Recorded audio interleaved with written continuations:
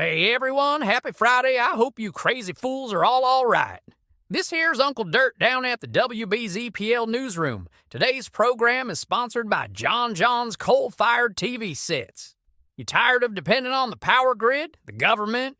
You better run on down there and get yourself one of John John's coal-fired TVs. I got one in my own living room at home, and the thing has a picture as clear as Dixie Crystal. They got new portable smog vents now, too, so you don't get your popcorn ceiling all fouled up. Today we got ourselves a real treat in this next guest speaker. We got none other than Big Al Henderson himself. For those of you who've been under a rock or maybe just ain't from these parts, Big Al's the city historian and he's been living in these parts since nigh on a coon's age. Big Al, how's it going? Haven't been too bad myself, Uncle Dirt. I've been putting in a lot of time on my book on history of this fair city until just recently. Ain't that something? I sure am glad we got you around here to get all this stuff wrote down. There's a lot of info floating around in that old head of yours. Speaking of which, Al, suppose we got some newer folks in town or folks who ain't got the kind of steel trap memory you got there in that head of yours. What you reckon you can tell someone like that about this here town? This town? Why, you know, Uncle Dirt, I've lived here my whole life. There's a rich history here. Where to even start? The town of Brazilport is located here in central Indiana. The roughly 50,000 souls who inhabit this place are hardy folk.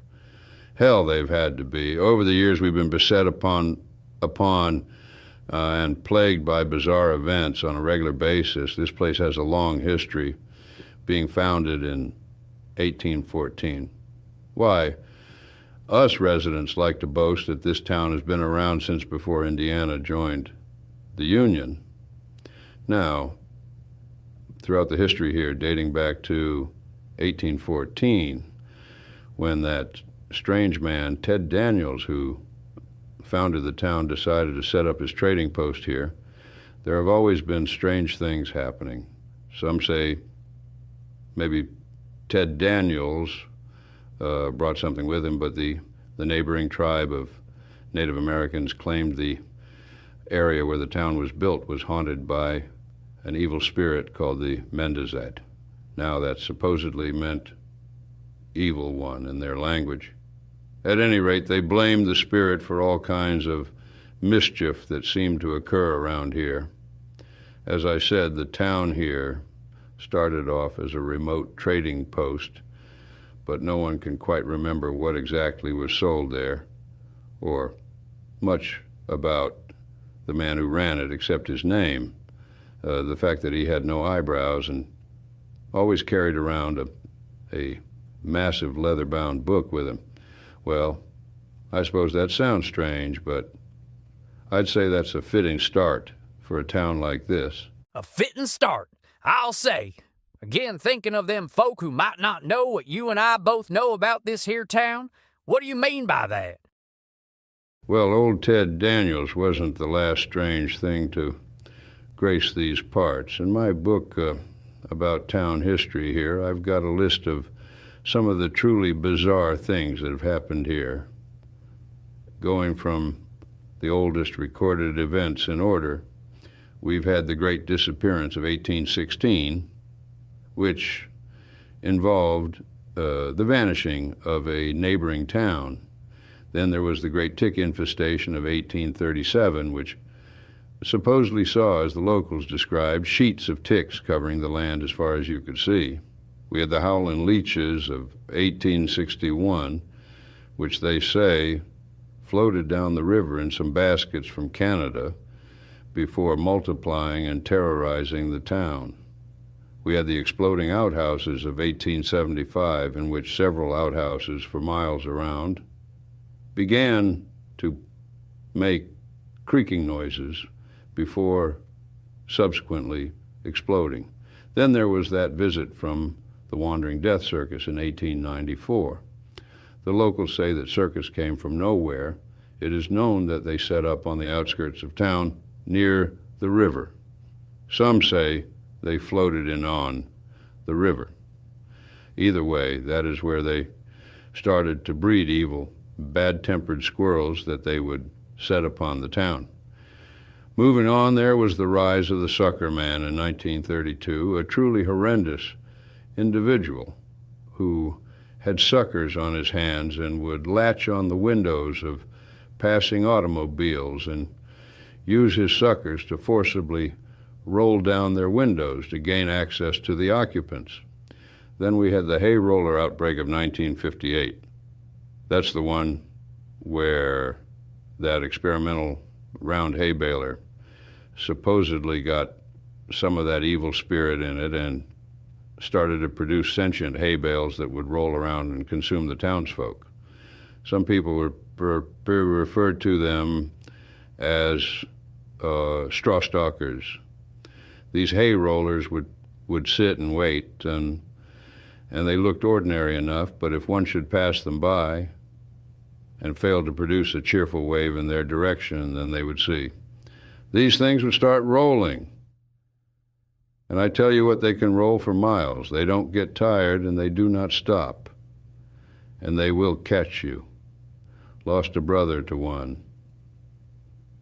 Moving on to a more recent occurrence, there was the sudden, unexplained appearance of the Cunot Construction Corps in 2015. Whoever or whatever Cunot is, his construction company, has wreaked havoc on this town on a regular basis ever since he showed up. There you got it, folks. Lots of crazy stuff been going on around these parts for a long, long time. As you say, still is. Tell our listeners some more about that Cunot feller, would you? Well, Uncle Dirt, I suspect if any newcomers are listening to this program right now, even they may well have heard of Cunot. But for those who aren't yet aware of Cunot and his Cunot Construction Corps, I advise you listen closely. The time will soon come when you may find yourself face to face with the man himself, or worse yet, become the victim of one of Cunot's machinations. It was back in the year 2015 when the folk here in this town first heard of the Cunot Construction Corps. Now, this was supposedly a construction company coming in town to work on that bypass for the big highway out there by the river. However, it was not long after they arrived before strange things started to happen again. People would see trucks leaving town with a big CCC logo on the side. These trucks would be full of mundane things like dirt and rocks, but sometimes people would see rather disturbing things in the big dump trucks. For example, Miss Nellie Ryman reported seeing a brand new child's swing set in there on top of pieces of a house trailer painted bright green. Miss Nellie knew for a fact that her dear friend, Mrs. Deborah Albin, the next street over, lived in a house trailer painted that exact same color, and she had a swing set in the yard for her grandchildren to play on. You can see where this might be going.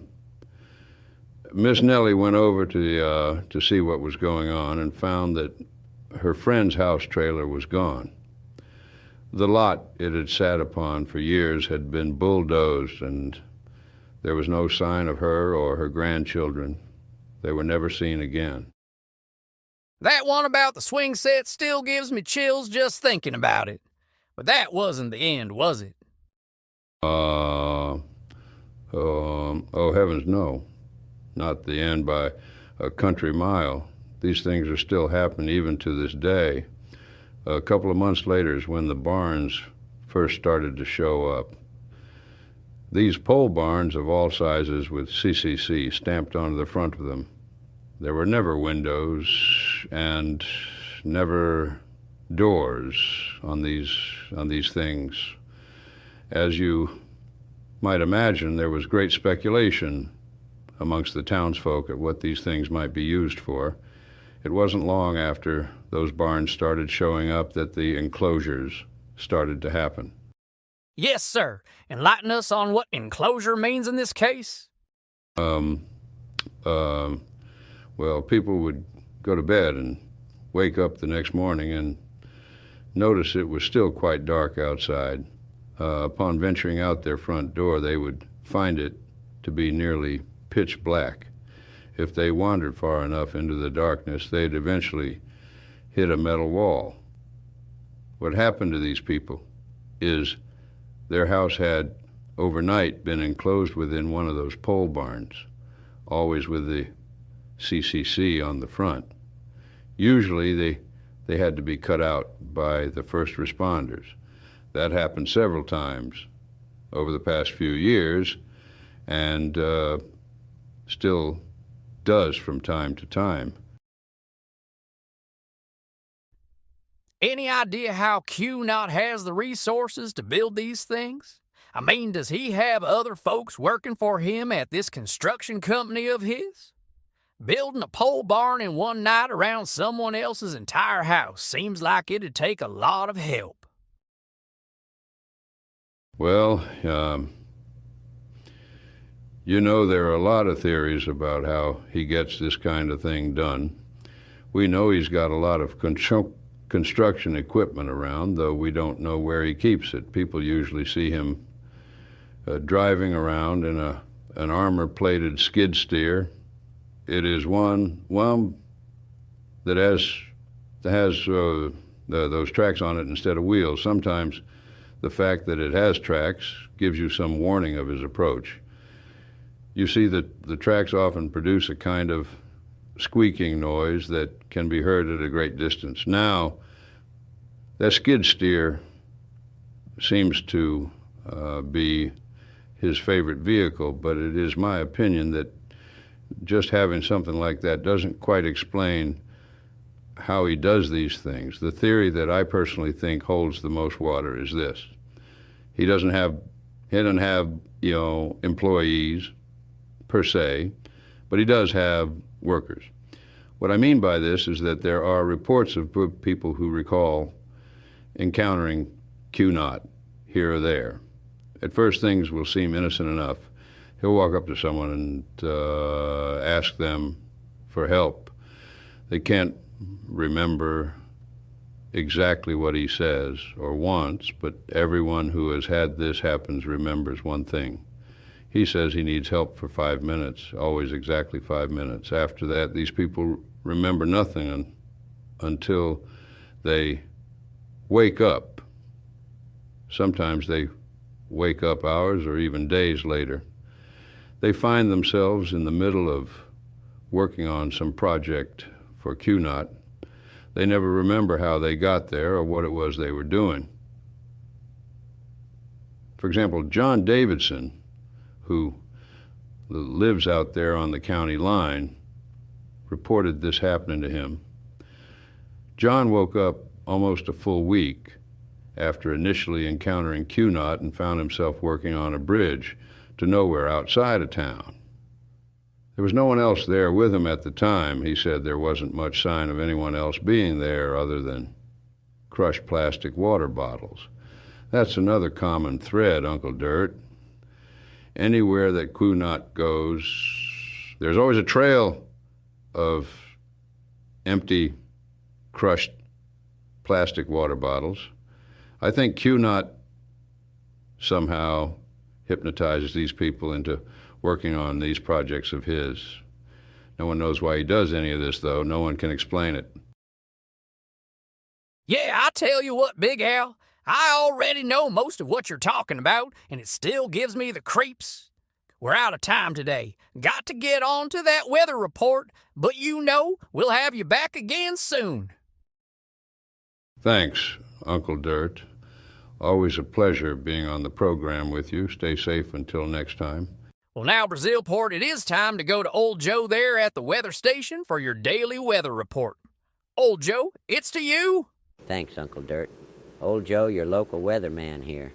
Today's forecast is something else. I looked out there across that field west of town, where all them storms come from, and seen me some gnarly-looking clouds formulating out there. Big old black things with blue and pink splattered in the midst. Never quite seen anything like it, and there ain't no telling what they gonna do.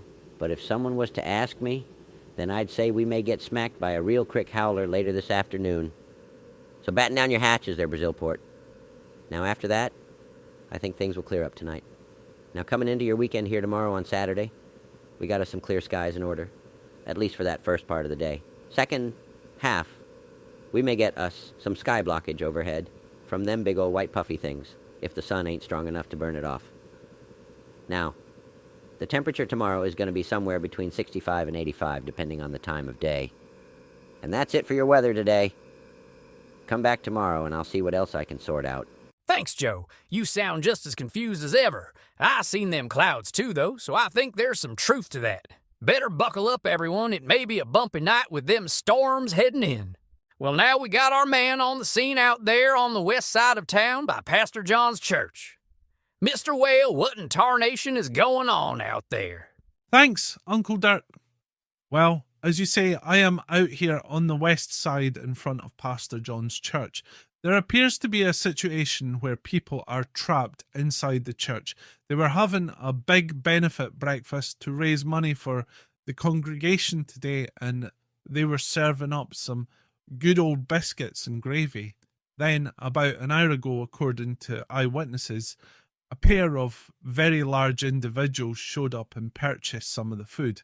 Now, these people proceeded to sit down on the steps in front of the church and block the only entrance or exit to the building, and apparently several members of the congregation are trapped inside there now. The people here on the scene have taken to calling the ones blocking up the door the Bigs, which I suppose makes a lot of sense. Well, heavens to Betsy Whale, that sounds terrible. Old Pastor John is a friend of this program, and he's been in here several times. But you know, something seems pretty weird about this whole scene you're describing. I gotta ask, why hasn't anyone gone up to this big folk and just asked them to get the heck out the way? Well, that's the odd thing, Uncle Dirt. These Bigs, or whatever you want to call them, they don't seem to respond to any kind of attempts at verbal communication. They keep on eating from their biscuits and gravy trays. Another weird thing is the trays of biscuits and gravy seem to be refilling themselves. I've personally seen these people, if that's what they are, eat at least 12 or 13 stones weight in the time I've been here, and the trays don't look any more empty than they did earlier. The locals are talking about going to some extreme measures to get the problem resolved. I've even heard one man saying he's calling the Cunot construction corps in to see if they can remove the blockage with their up-armoured skid steer. Good Lord, what a disaster. I hope they don't think calling Cunot in will actually defuse the situation. If anything, you know, he's just gonna escalate it. What's that? We've got a caller here on line 2 that says they're inside the church.